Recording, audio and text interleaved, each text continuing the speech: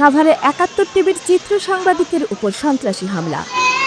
সাভারে অপরাধমূলক কাজে বাধা দেওয়ায় ৭১ টিভির চিত্র সাংবাদিক মোহাম্মদ উজ্জ্বল হোসেনের উপর হামলা করেছে সন্ত্রাসীরা। এ ঘটনায় গুরুতর আহত অবস্থায় তাকে উদ্ধার করে সাভার উপজেলা স্বাস্থ্য কমপ্লেক্সে ভর্তি করে স্থানীয়রা।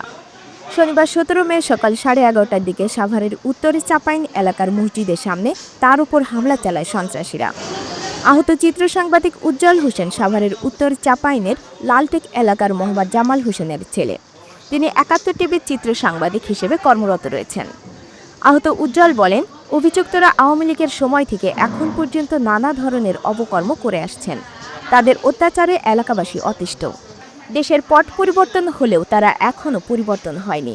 তারা অপরাধমূলক কর্মকাণ্ড আগের মতোই পরিচালনা করছেন। আমি তাদের শুধু সতর্ক করেছি, তাতেই আমার উপর দেশীয় অস্ত্রে সজ্জিত হয়ে হামলা চালায়। আমি এর বিচার চাই।